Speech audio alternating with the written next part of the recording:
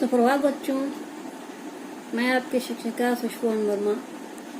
आज के सत्र में आपके लिए आपके गद्य खंड का आखिरी पाठ बाबा भीमराव अंबेडकर की दूसरी रचना मेरे कल्पना का आदर्श समाज लेकर उपस्थित हूँ और आज हम इसका पाठ वाचन करेंगे सर्वप्रथम। इसके बाद पाठ पर चर्चा करेंगे और अंत में प्रश्न उत्तर को समझने का प्रयास करेंगे। तो पेश है, शुरू करते हैं मेरी कल्पना का आदर्श समाज का पाठ वाचन। जाति प्रथा के खेदजनक परिणामों का नीरस गाथा सुनते सुनाते आप में से कुछ लोग निश्चय ही ऊब गए होंगे।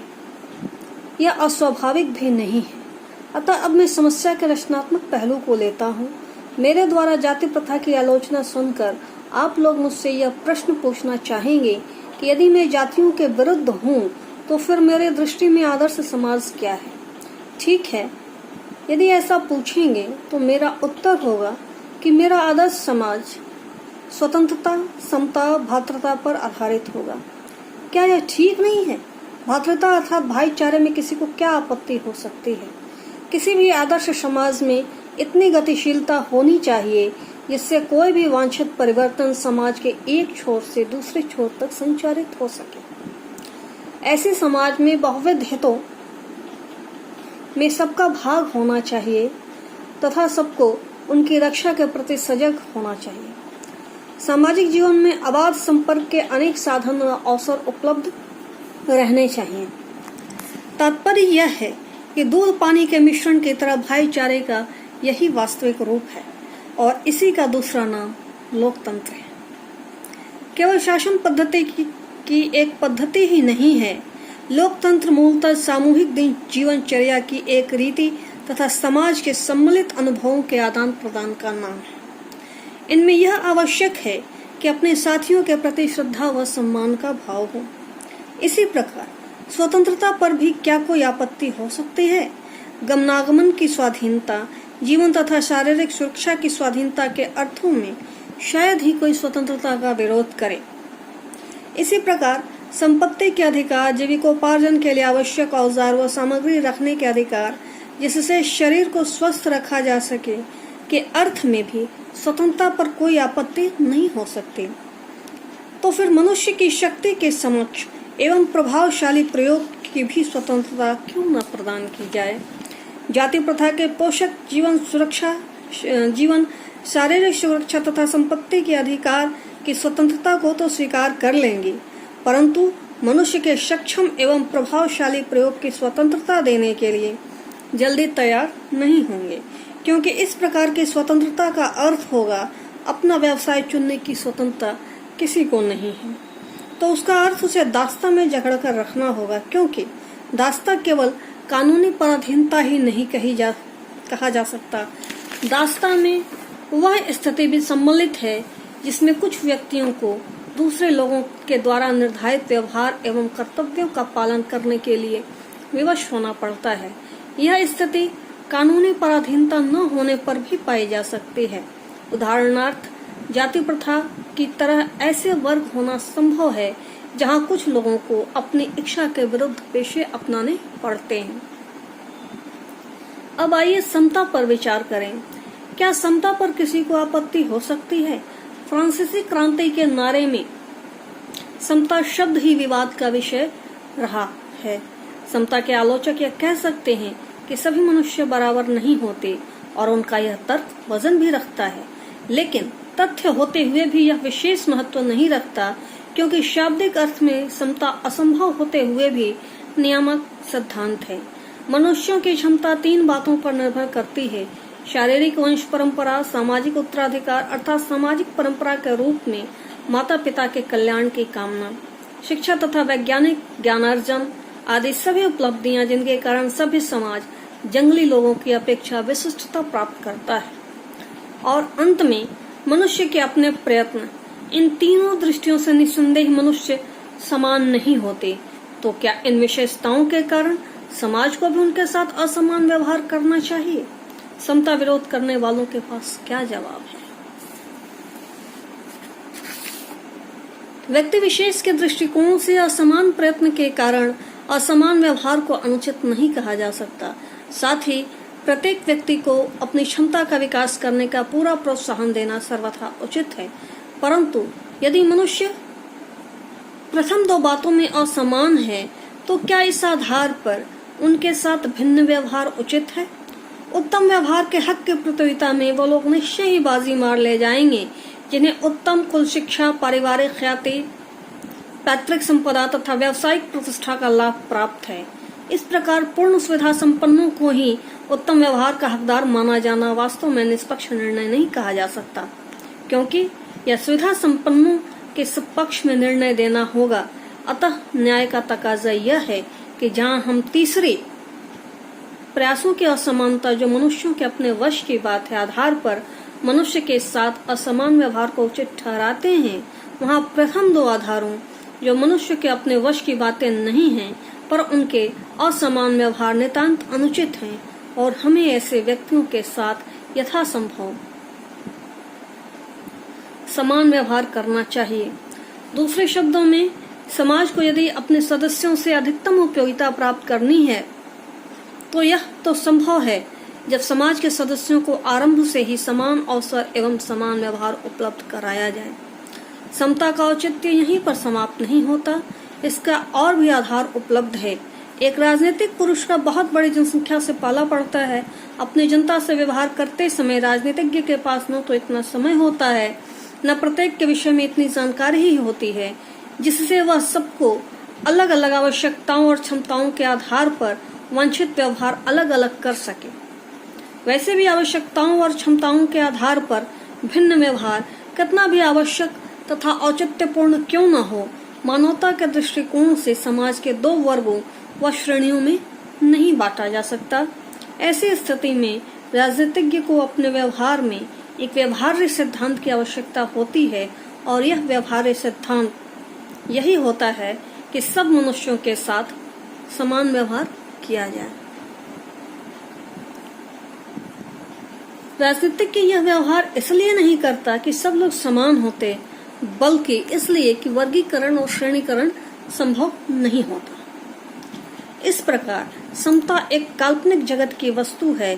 फिर राजनीतिज्ञ को सभी परिस्थितियों को दृष्टि में रखते हुए उसके लिए यही मार्ग भी रहता है, क्योंकि यही व्यवहारिक भी है और यही उसके व्यवहार की एकमात्र कसौटी भी है। यह था बच्चों भीमराव अंबेडकर के दूसरे पाठ मेरे कल्पना का आदर्श समाज का पाठ वाचन। अब सत्र के आगे हम चर्चा जो होगी हमारी वह जैसा कि आपको बता चुकी हूँ, अब हम उसके भावार्थ पर विचार करेंगे और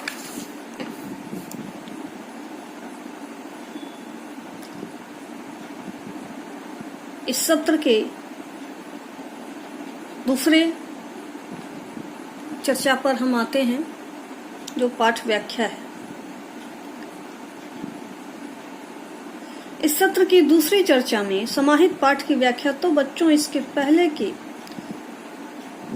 पहले की वीडियो में श्रम विभाजन और जाति प्रथा के अंतर्गत हमने समझा कि बाबा साहब जाति विशेष पर आधारित श्रम विभाजन के खिलाफ थे और वे व्यक्ति की दक्षता व रुचि के अनुकूल पेशे को अपनाने की वकालत करते थे। साथ ही उनका यह भी मानना है कि रुचि व दक्षता नहीं होने के कारण बेरोजगारी की समस्या भी पनपती है। यानी बेरोजगारी की समस्या पनपने का यह भी मुख्य कारण है कि किसी व्यक्ति की उसमें दक्षता नहीं है या रुचि नहीं है। इस पाठ में मेरी कल्पना का आदर्श समाज के अंतर्गत वह पूर्व में चर्चा की गई है। समस्या का रचनात्मक पहलू पेश करते हैं और आदर्श समाज की परिकल्पना को इस आलेख द्वारा हमारे समक्ष प्रस्तुत करते हैं। उनके आदर्श समाज की परिकल्पना में स्वतंत्रता, समता, भ्रातृत्व थे। आदर्श समाज में उनके अनुसार आदर्श समाज में इतनी गतिशीलता होनी चाहिए कि कोई भी वांछित परिवर्तन एक छोर से दूसरी छोर तक आसानी से संचरित हो सके और सामाजिक जीवन में आवाज संपर्क के अनेक साधन व अवसर उपलब्ध हो सके। और इसी का नाम लोकतंत्र है। लोकतंत्र वस्तुतः शासन की एक पद्धति नहीं है। बाबा साहब बताते हैं कि लोकतंत्र जिसे हम समझते हैं वह एकमात्र शासन की पद्धति नहीं है, अपितु मूलतः सामूहिक दिनचर्या की रीति एवं समाज के सम्मिलित अनुभवों का आदान प्रदान। और इसमें स्वयं अत्यावश्यक है, सबसे अत्यावश्यक है अपने साथियों के प्रति सम्मान का भाव होना चाहिए। आगे वो बताते हैं कि स्वतंत्रता से तात्पर्य आने जाने की सुविधा, जीवन तथा शारीरिक जीवन की सुरक्षा की स्वाधीनता। इसी प्रकार आगे वो संपत्ति के अधिकार और जीविकोपार्जन के लिए आवश्यक औजार व सामग्री रखने के अधिकार, जिससे शरीर को स्वस्थ रखा जा सके, के अर्थ में भी स्वतंत्रता की बात करते हैं। यहाँ आगे वे चर्चा करते हैं कि जाति प्रथा के पोषक जीवन, शारीरिक सुरक्षा तथा संपत्ति के अधिकार की स्वतंत्रता को तो स्वीकार कर लेंगे, परंतु मनुष्य के सक्षम एवं प्रयोगशाली प्रयोग को स्वतंत्रता देने के लिए जल्दी तैयार नहीं होंगे, क्योंकि इस तरह की स्वतंत्रता देने का अर्थ होगा व्यवसाय को चुनने की स्वतंत्रता देना। और जहां हमने व्यवसाय को चुनने की स्वतंत्रता दी तो यह उनके स्वतंत्र होने का मार्ग प्रशस्त करेगा। यहाँ मुख्य बात यह समझने की है कि वो व्यवसाय के को चुनने की स्वतंत्रता जाति व्यवस्था नहीं देते।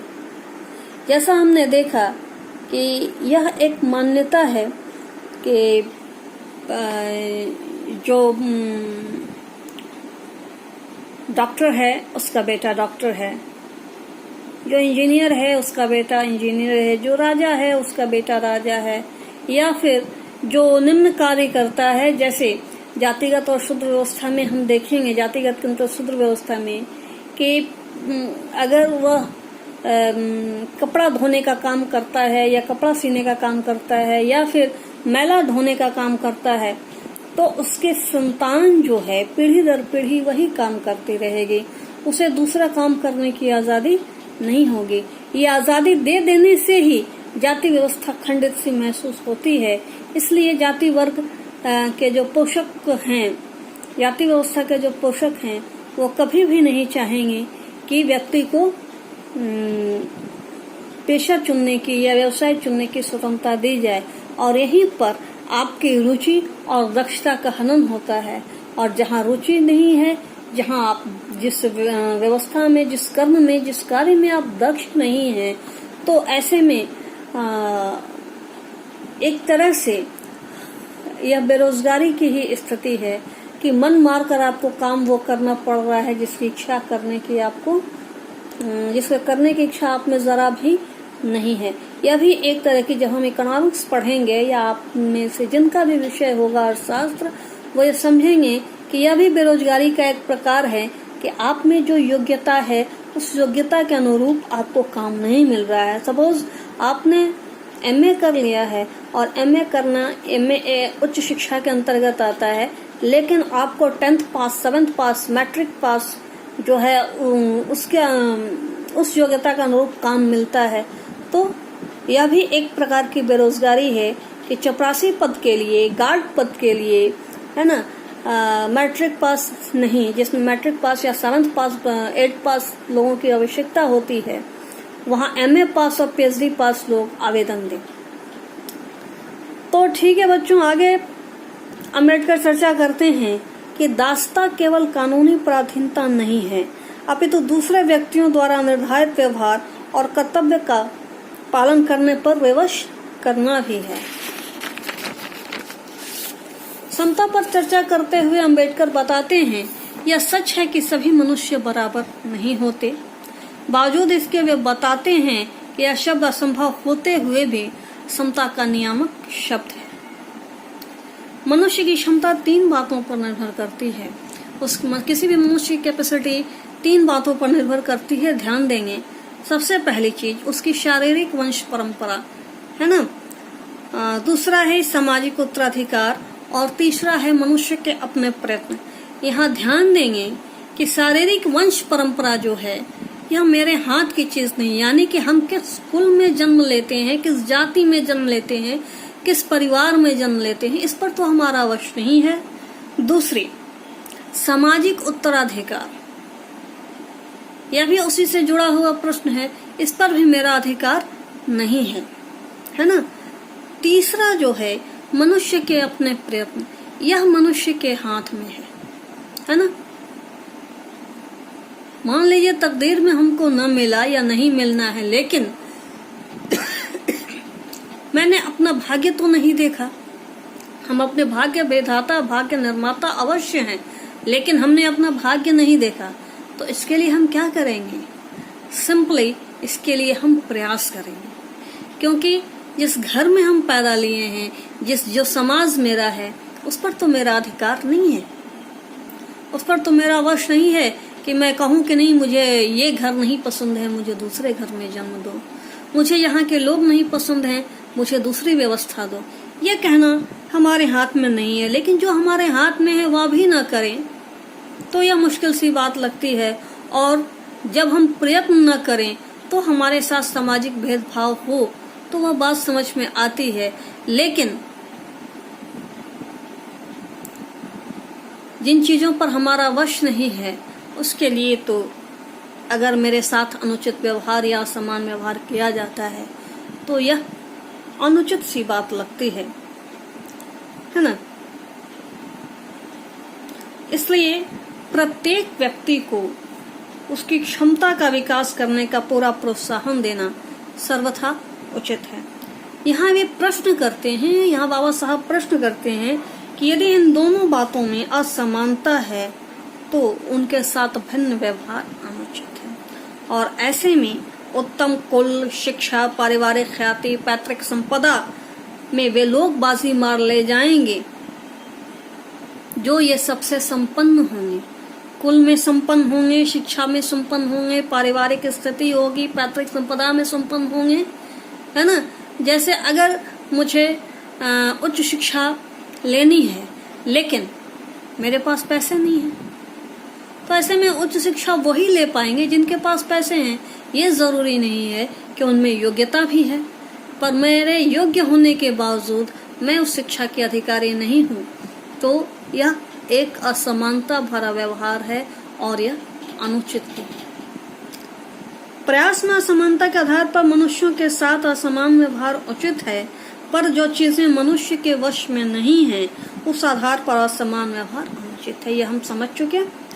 समता के औचित्य की समाप्ति यही नहीं खत्म होती।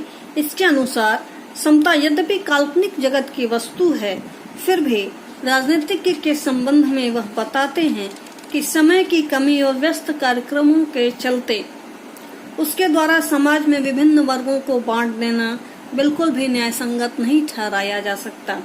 क्यों? क्योंकि कामयाब राजनीतिज्ञ जो होते हैं वो परिस्थितियों का ख्याल रखते हैं। उन्हें अगले के बारे में जानकारी नहीं होती कि वह कैसा है, क्यों है ना, उसकी स्थिति क्या है, उसका बैकग्राउंड क्या है। इसलिए वो सबके साथ एक समान व्यवहार करते हैं, क्योंकि उनको उसके विषय में जानकारी नहीं होती है। इसलिए इन सारी परिस्थितियों का ख्याल रखते हुए हमें आदर्श व्यवहार करना चाहिए, ऐसा अम्बेडकर का मानना है।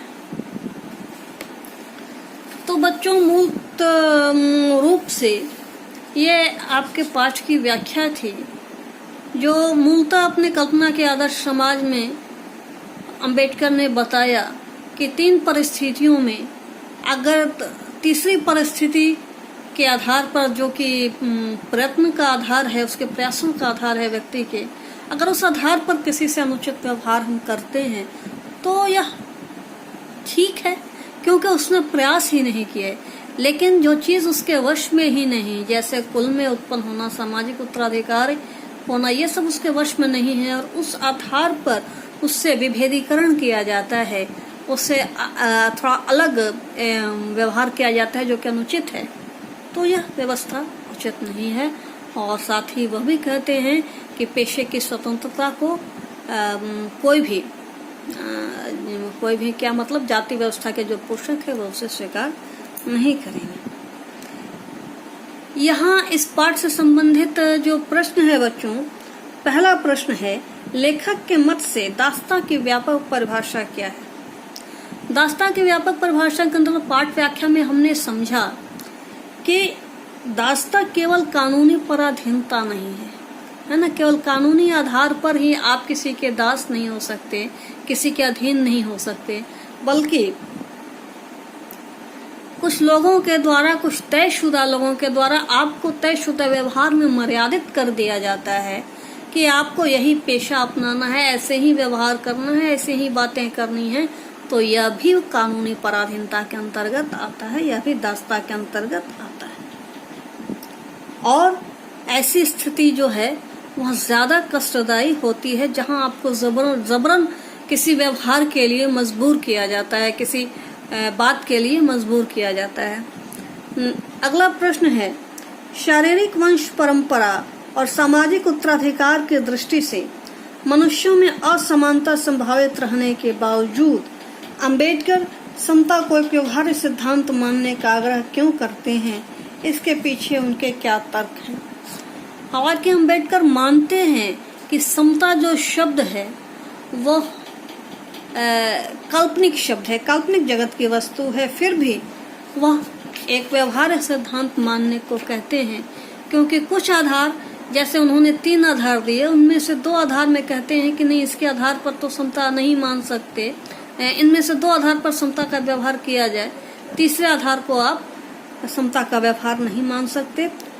जो क्योंकि 2 चीजें जो हैं, जैसे पहला था आपका शारीरिक वंश परंपरा और दूसरा था सामाजिक उत्तराधिकार, इन 2 आधार, ये जो 2 आधार हैं वो ईश्वर प्रदत्त हैं। तो जो ईश्वर ने ही निर्धारित कर दिया, उस आधार पर हम किसी से अलग व्यवहार करें या असमान व्यवहार करें, यह उचित नहीं है। इसलिए वो समता के सिद्धांत को व्यवहार सिद्धांत के रूप में मानने के लिए कहते हैं। ठीक है, ताकि समान व्यवहार मिलने से जो योग्य व्यक्ति हैं वह उसका पूरा फायदा उठा सकें। अगला प्रश्न है बच्चों, सही में अंबेडकर ने भावनात्मक समत्व की मानवीय दृष्टि के तहत जातिवाद का उन्मूलन चाहा है, जिसकी प्रतिष्ठा के लिए भौतिक स्थितियों और जीवन सुविधाओं का तर्क दिया है? क्या आप इससे सहमत हैं? तो जहां तक इन सारी बातों का, प्रश्न में जिन चीजों का जिक्र है, वो आप ये समझ लें कि ये सारी चीजें उनके मन में कहां से आईं। एक तो वो बहुत बड़े विद्वान थे, उनके जैसा पढ़ा लिखा और विद्वत समाज में कोई दूसरा व्यक्ति न था, यह तो मानने में गुरेज किसी को नहीं होनी चाहिए। लेकिन दूसरी चीज ये भी है कि वो खुद, चूंकि महाराष्ट्र में महार जाति जो होती है वो मैला ढोने वालों की होती है, और उसी जाति से हमारे अंबेडकर बिलोंग करते थे, तो स्वाभाविक तौर पर उस समय के समाज में उन्होंने उन सारी विपरीत परिस्थितियों को खुद पर झेला। आप विशेषकर देख सकते हैं, आपके टीवी पर भी अंबेडकर के सीरियल आ रहे हैं, उनके जीवन चरित्र पर सीरियल दिखाया जा रहा है, आप उनको भी देखकर बेहतर समझ सकते हैं। और इसके लिए उनको जब कानून मंत्री बनाया गया तो उन्होंने सबसे पहले जातिवाद का कलंक धोने के लिए कानून बनाए, है ना, क्योंकि वो इस व्यवस्था से गुजर चुके थे, इसकी मुश्किलों का उनको बिल्कुल पता था, और वो चाहते थे कि समाज की ये व्यवस्था जो है किसी भी सभ्य समाज की निशानी नहीं है। इसलिए वो जाति व्यवस्था में भावनात्मक एकता हो या समता हो या भ्रातृत्व की भावना हो, स्वाधीनता हो, ये सारी चीजों के वो पक्षधर थे, और जातीय स्तर पर या सामाजिक स्तर पर वो सभी व्यक्ति की एक समान क्या कहेंगे, मतलब प्रतिष्ठा और संपन्नता पर जोर देते थे, और यह चाहते थे कि सभी के प्रति सद्भाव हो, और एक जाति मुक्त समाज की उन्होंने कल्पना की, और इसके लिए संविधान में वो व्यवस्था भी दी, जिसके लिए हम ही नहीं, हमारा देश, संपूर्ण समाज उनका ऋणी रहेगा। अगला प्रश्न है बच्चों, आदर्श समाज के 3 तत्वों में से एक भ्रातृता को रखकर लेखक ने अपने आदर्श समाज में स्त्रियों को भी सम्मिलित किया है अथवा नहीं? आप एक भ्रातृता शब्द से कहां तक सहमत हैं? यदि नहीं तो आप क्या शब्द उचित समझेंगे या समझेंगे। यह जो बंधुत्व की भावना है, इसमें यहाँ प्रश्न करता है कि क्या इस शब्द में स्त्रियां भी सम्मिलित हैं, क्या उन्होंने स्त्रियों को भी यहाँ शामिल किया है। तो सबसे पहले हम ये माने कि आदर्श समाज की स्थापना के लिए अंबेडकर ने स्वतंत्रता, समता और भ्रातृता, ये 3 शब्द को शामिल किया। उन्होंने भ्रातृता तत्व में स्त्रियों को सम्मिलित नहीं किया, क्योंकि लेखक का मूल प्रयत्न जो था वो जातिवाद उन्मूलन पर था, नहीं कि स्त्री उन्मूलन पर। और इस प्रयास में यह सच है कि यहाँ पर इस आलेख में, इस विचारधारा में वह स्त्रियों को भूल गए हैं और भाईचारे को स्पष्ट करते हुए इसे समाज के उत्थान में जरूरी माना है, परंतु इसमें स्त्रियों की भूमिका संदिग्ध है। हमारे विचार में भ्रातृता शब्द के स्थान पर मेलजोल शब्द उपयुक्त रहता, क्योंकि यह शब्द पुरुष जाति तक ही सीमित नहीं है। इस शब्द का आशय विस्तार स्त्री पुरुष दोनों को समाहित करता है। कहने का मतलब है भ्रातृत्व की जगह पर, क्योंकि वो बहुत पढ़े लिखे इंसान थे, जगह जगह के संविधान, जगह जगह की चीजों को, कानूनों का उन्होंने अध्ययन किया था। वो हमेशा किताबों से जुड़े हुए रहते थे। कभी आप उनकी जीवनी पढ़ें या उनके विषय में कुछ जानने सुनने का मौका मिले तो देखेंगे कि वो हमेशा किताबों से घिरे रहते थे। और जब किताब अपनी उनकी लाइब्रेरी थी और बहुत बड़ा पुस्तकालय था उनका, तो किताब हमेशा उनके हाथों में होती थी। जब वो पढ़ने में मशगूल हो जाते थे तो उन्हें कुछ सूझता भी नहीं था, कब रात हुई कब सवेरा हुआ, सिर्फ उनका अपना फंक्शन था। तो ऐसे में हम यह कह सकते हैं कि स्त्रियों को जो सम्मान संविधान में मिला वह भी अंबेडकर की ही देन है। भले ही इस आलेख में अंबेडकर में जो ये भ्रातृत्व शब्द है ना, ये चूंकि फ्रांस से लिया गया शब्द, फ्रांसीसी शब्द है, तो इसमें स्त्रीत्व या स्त्री का संबंध नहीं है इससे। और इस भ्रातृत्व के जगह पर यदि मेलजोल शब्द वो रखते तो ज्यादा बेहतर। तो बच्चों, आज का सत्र का समापन यही होता है और इस तरह हमने आपके रिड्यूस सिलेबस के अंतर्गत जो का गद्य खंड था उसका समापन किया। धन्यवाद।